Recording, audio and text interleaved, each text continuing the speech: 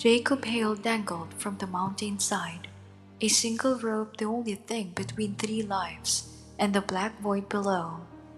Rain slashed sideways, turning the granite into slick glass.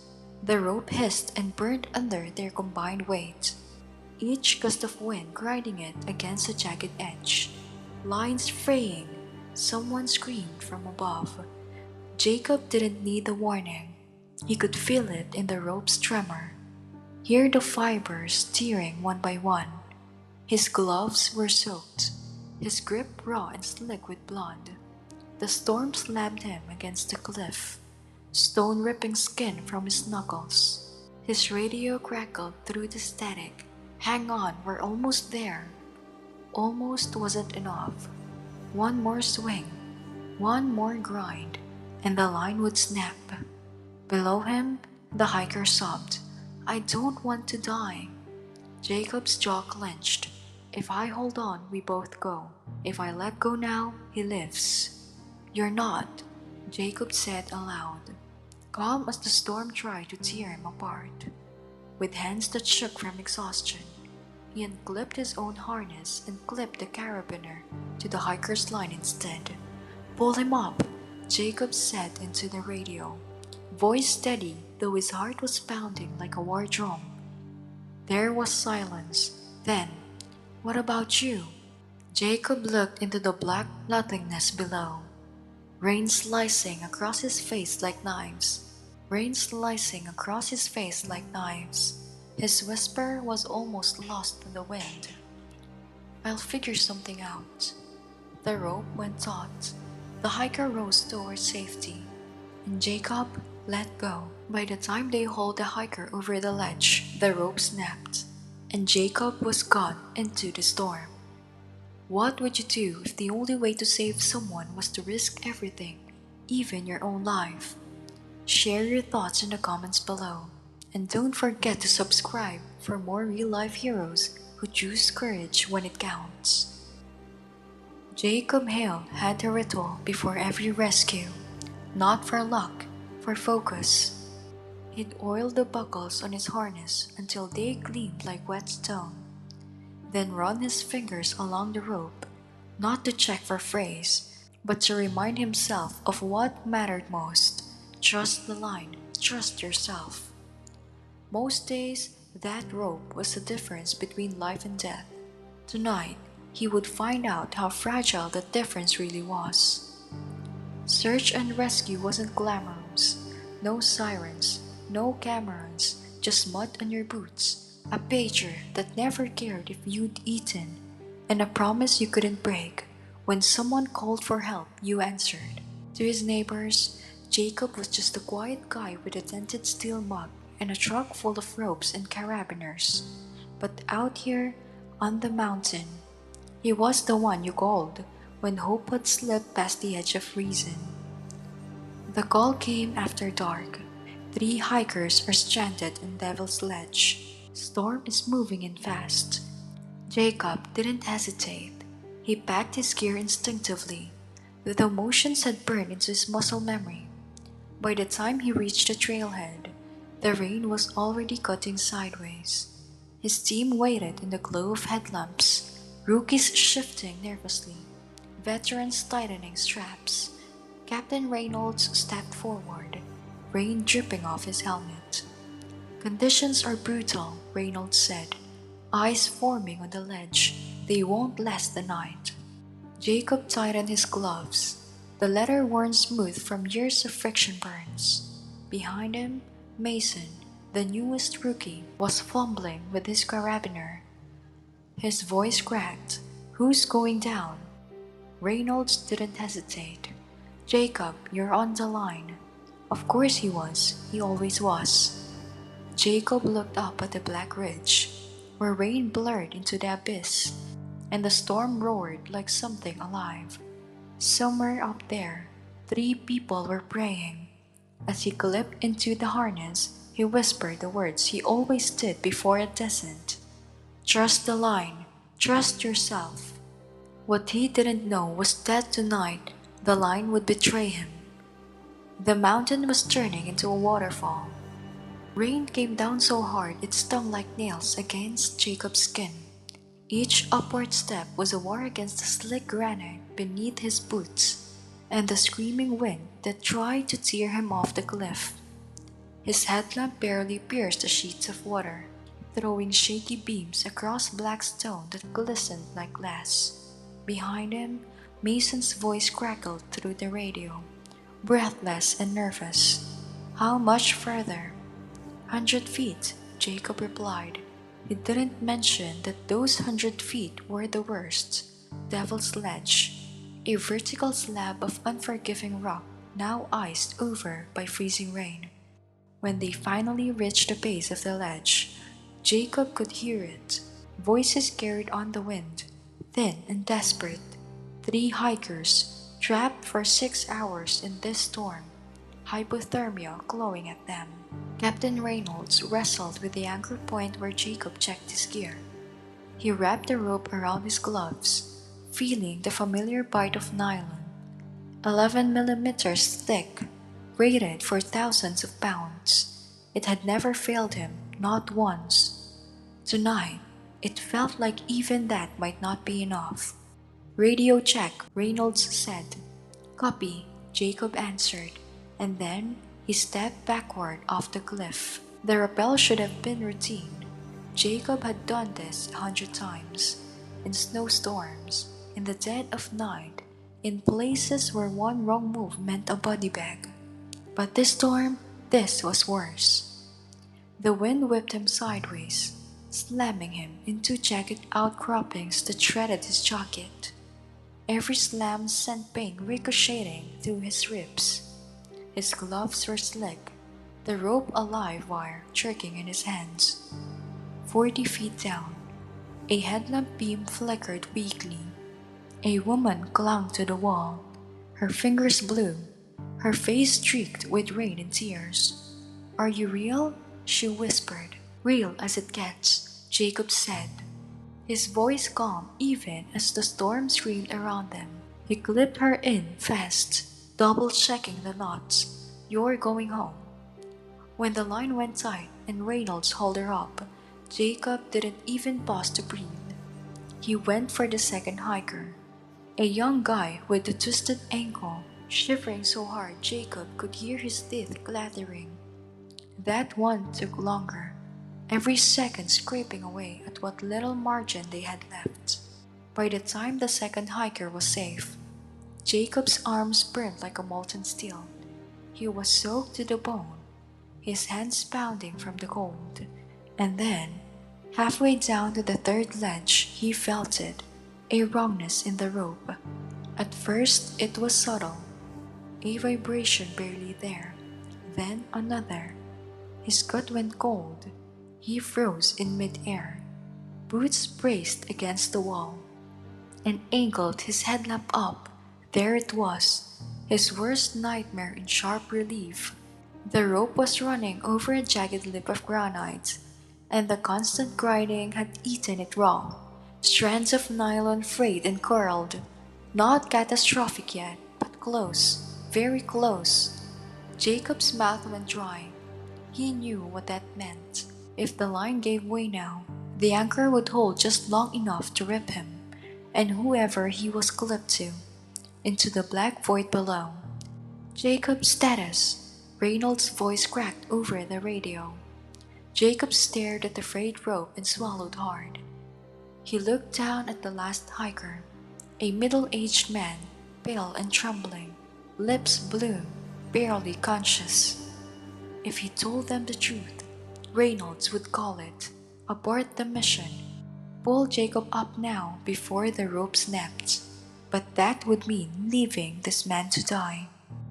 Jacob gritted his teeth. Status is good, moving to the last victim now. The descent felt endless. Every foot of rope was another gamble. The wind howled like a living thing, ripping at his body, spinning him sideways so hard his harness dug into his ribs. His helmet slumped back twice, once hard enough to send stars exploding behind his eyes. His boots slipped on a patch of black ice. For a split second, His entire weight jerked the rope, and a sickening tear echoed above him. Jacob clamped his teeth, heart hammering. The rope held, barely. By the time he reached the third ledge, Jacob was shaking. From the cold, the hiker wasn't moving much, head drooping, skin waxy. Jacob grabbed his face gently. "Hey, look at me. We're going home." The man's eyes fluttered, unfocused. Jacob worked fast, securing the harness with numb fingers. Every second was a scream in his skull. "Hurry, hurry, hurry." As he clipped the carabiner shot, the rope above jerked again, hard this time. Jacob snapped his head up just in time to see fibers popping loose. The edge of the cliff was eating through them like teeth. "Jacob, we're seeing some movement up here," Reynolds radioed, panic bleeding into his voice. "Everything okay?" "Copy that," Jacob said, forcing calm, "just finishing up." He reached for his own safety tether and froze. The rope above them shuddered violently, strands whipping free into the storm. It wouldn't last another pull, maybe not even another minute. Jacob's brain ran the math one last time. 2 people clipped in, guaranteed failure. 1 person, maybe, just maybe, a chance. There was only one way this ended, and it didn't end with both of them tied in. He locked eyes with the hiker, barely conscious, lips forming soundless words, and made a call. "Reynolds," Jacob said into the radio, voice steady, "pull up the victim now." "What about your safety line? You're not clipped in." Jacob glanced up. The rope looked like a frayed nerve, seconds from snapping. "Just pull him up, Jacob." "That's an order, Captain." The rope went taut, jerking the hiker upward. Jacob steadied him with one arm, clinging to the rock with the other as lightning split the sky in a brutal flash. In that white-hot second, Jacob saw the truth. The rope was down to its last threads. The man rose slowly into the darkness. Jacob kept his hand on him until the last possible moment, until the hiker disappeared above the ledge. Safe, alive. Jacob was alone. Rain hammered his helmet. The wind roared like an angry god. The rope above him twitched and snapped another strand with a sound like a gunshot. He looked at it and thought, "If I stop now, we don't make it. But if I hold on, I die here." And then, clear as daylight, one final truth burned through the storm. There was no more time. One more move, and the rope would snap, and Jacob knew exactly what he had to do. The radio crackled to life, sharp against the howl of wind. "Victim secure. Jacob, clip in. We'll haul you up." Jacob didn't move. His eyes locked on the rope above him, and even through the rain-slicked darkness he saw it, the strands peeling away like old thread, the white core exposing and glistening under his headlamp. It was done. One more ounce of weight and it would split like rotten fabric. He pressed the mic button with a hand that barely felt real. "Negative," Jacob said, his voice steady when it shouldn't have been. "Ropes compromised." Silence answered first, then Mason's voice cracking with panic. "What do you mean compromised?" Jacob swallowed against the taste of iron in his mouth. His arms burned. His fingers were going numb inside waterlogged gloves. "It means," he said slowly, "you don't haul me up on this line." Above him, voices exploded into chaos. Reynolds barking orders. Mason is cursing under his breath. Metal clattering as they scrambled for a backup system. All of it muffled by wind that screamed like an angry god. Jacob tuned it out. There wasn't time to wait. He knew what every second cost him. Strength he couldn't afford to lose, hope slipping grain by grain. The ledge under his boot was barely 6 inches deep, a cruel choke of granite slick with ice. The ledge under his boots was barely 6 inches deep, a cruel joke of granite slick with ice. He pressed himself against the wall, fingertips clawing at the crack where the water had polished the stone smooth over centuries. His gloves slid on the glassy surface. His boots slipped. He caught himself, heart hammering hard enough to shake his ribs. If I stop now, we don't make it.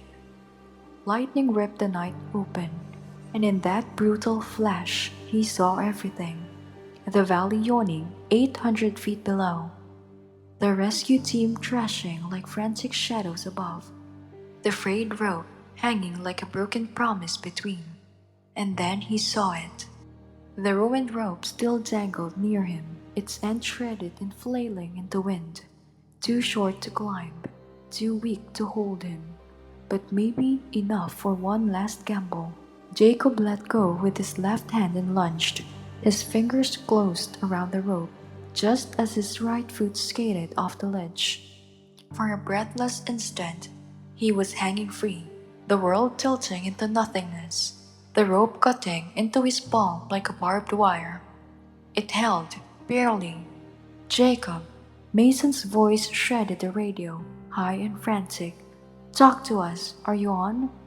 Still here, Jacob rasped, teeth chattering so hard the words came out broken. Every muscle in his arms trembled, screaming against the strain. The gold was inside him now, curling deep, turning strength into stone.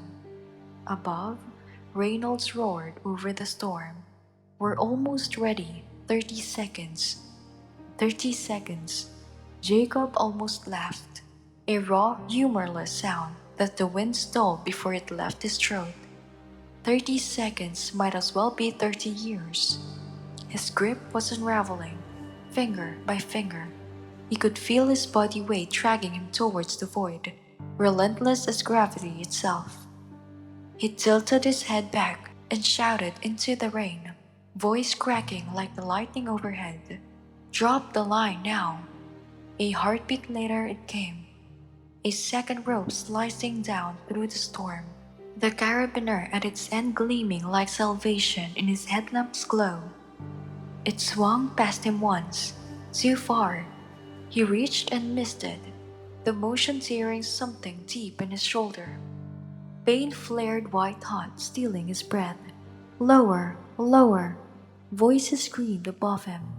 The rope swung back again, closer this time. Jacob stretched until his ribs ground against stone, until his fingers screamed in protest. He brushed cold metal, once, twice. The wind yanked it away. Can't reach it, he gasped, the admission tasting like defeat. No, Mason's voice cracked. You hold on, you! Jacob didn't hear the rest. The rope swung past the third time. He lunged, every last shred of strength burning through his arms. And his fingers locked on the carabiner just as his left hand gave out completely. For a suspended heartbeat, he hung by 5 frozen fingers, rain streaming into his eyes, blood slicking his wrists. 800 feet of emptiness roared beneath him. Then the new rope snapped tight, jerking him so hard his teeth clacked. Pain ripped through his shoulders as the harness bit deep. But he was alive, dangling in a storm that still wasn't done trying to kill him. Jacob, do you copy? Mason's voice cracked over the radio, raw and terrified. Jacob sucked in a lungful of freezing air. Still here, he rasped, every breath scraping his throat. For now. Above, chaos erupted, voices overlapping, metal clanging. The storm drowned half of it out, but Jacob didn't need to hear the words. He knew the tone, controlled panic. His gloves were slick with blood. He didn't even know from where. His fingers curled involuntarily, still shaped to grip the rope that had betrayed him. Every muscle shook from exertion and cold, the kind of trembling you couldn't will away. The wind spun him like a pendulum, slamming him into the cliff face. His helmet cracked against granite, sending white sparks across his vision.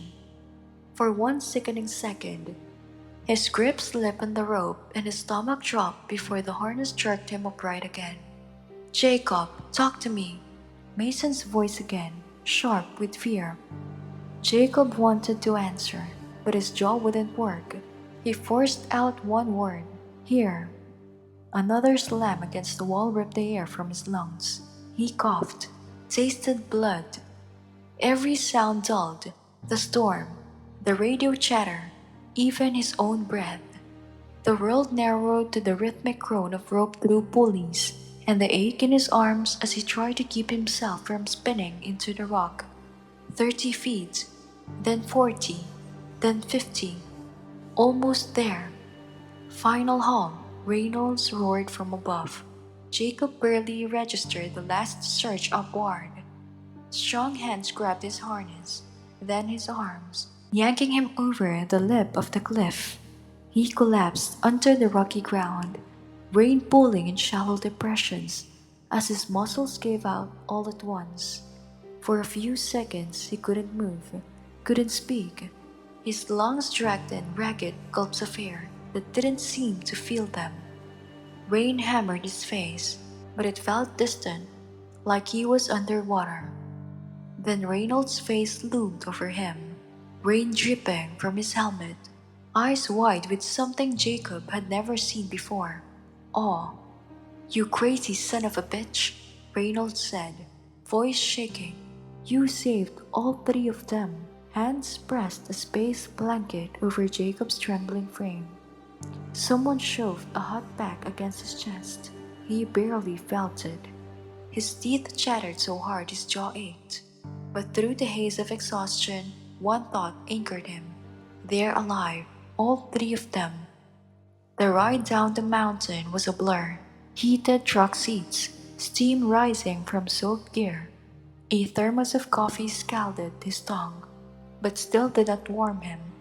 Jacob dozed against the window, every bump in the dirt road jolting him awake. When they rolled into the hospital bay, fluorescent lights stabbed his eyes. Medics swarmed the truck before the engine even stopped. Jacob stumbled inside an autopilot, his legs like sandbags. The ER smelled like antiseptic and adrenaline. A doctor with sharp eyes and steady hands stripped his gloves away, revealing fingers swollen and purple with frostbite. Severe hypothermia, multiple lacerations, borderline frostbite. She rattled off, wrapping his hands in gauze like fragile relics. "You're lucky to be alive." Jacob gave a hoarse laugh that hurt his ribs. Lucky didn't cover it. Luck didn't explain why the rope held long enough, why the storm didn't rip him loose. But he didn't argue. He didn't have the energy. He was half asleep when the doorway filled with a figure. Mason, still in rescue gear, helmet dangling from his fingers, face pale under streaks of mud. "The hikers are stable," Mason said. His voice wavered, like he'd been holding it together too long. "Docs say they'll make full recoveries."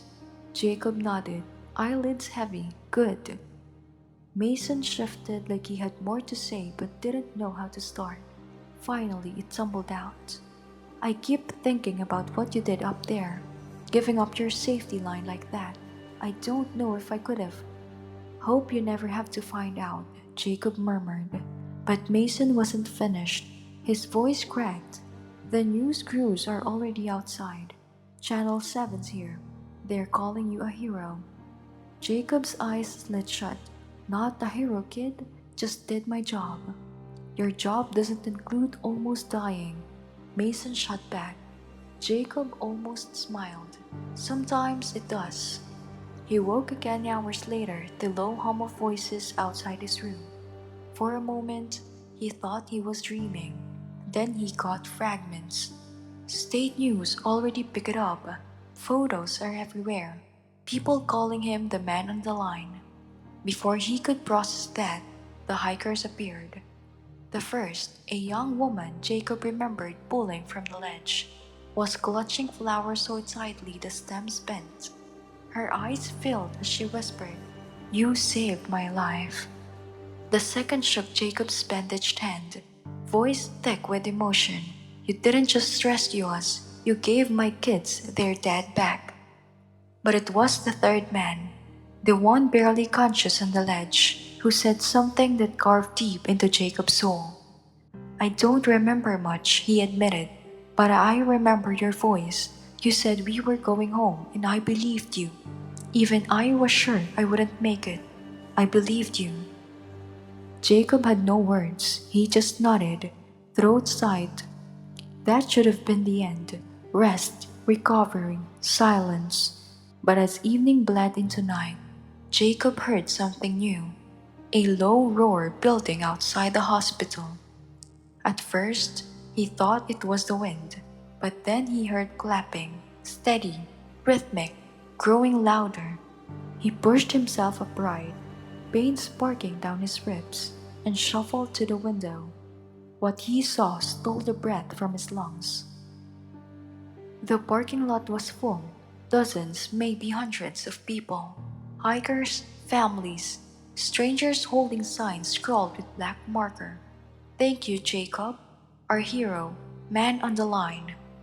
The sound rolled up like thunder, applause that wouldn't stop.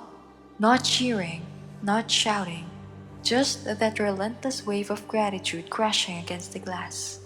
Jacob stood frozen, the gauze on his hands glowing white under the hospital lights. All he could think was, "I'm nobody, just a guy with a rope." But as the storm cleared outside and the night sky opened over the mountains, Jacob understood something that would stay with him forever. Courage isn't loud, it's quiet. It's a man hanging by a thread in the dark and choosing someone else's life over his own.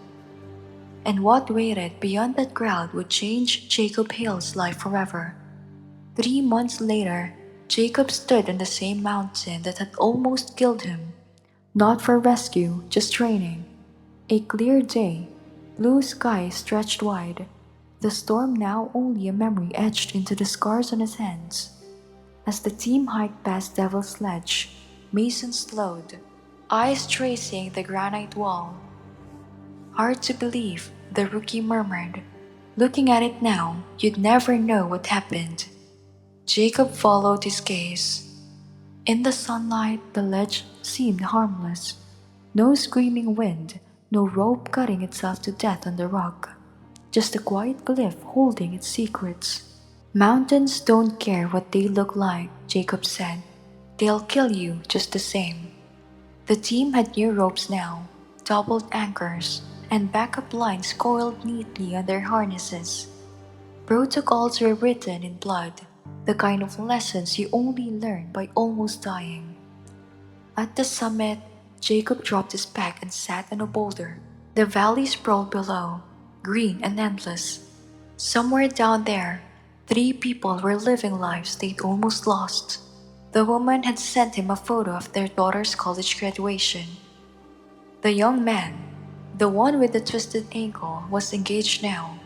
The third hiker had gone back to teaching, telling his students a story that began with a storm and ended with hope. Jacob scrolled through his phone. New messages, same theme. "Thank you, families who still couldn't believe their loved ones were alive." An invitation to speak at a safety conference. Another from a woman he'd saved first. A picture of her on a hiking trail with proper gear and a caption that read, "You didn't just save my life, you changed it." The rescue had sparked something bigger. Donations poured in for new SAR equipment. Local businesses funded thermal cameras and satellite radios. A gear company even offered free safety courses to the community. And one more thing, the third hiker, the man Jacob had cut himself loose to save, had started SAR training. He'd sent Jacob a single line last week. "I want to be the one holding the rope next time." Jacob locked the screen and looked out over the mountains. The wind cold against his face. Mason dropped onto the rock beside him. "Can I ask you something?" "Shoot." "That night, when you unclipped, were you scared?" Jacob thought about the storm, about the rope unraveling, thread by thread. About that moment, he felt gravity claim him and let go anyway. Terrified, he said, but fear doesn't make the call. You do what needs doing, and you deal with being scared later. Mason nodded slowly, tucking that away. When they reached the trailhead, Jacob lingered behind as the team loaded gear. Inside the SAR station, a new display caught his eye. A glass case holding a coil of rope, fibers frayed and white as bone. Below it, a black red. When everything failed, he didn't. Jacob rested his hand on the glass. For a moment, the weight of that night came rushing back. The wind, the darkness, the silence after the rope snapped. He exhaled slowly, then turned towards the door. The sun was sinking behind the peaks, turning the sky gold. Another day over. Tomorrow, the pager might go off again.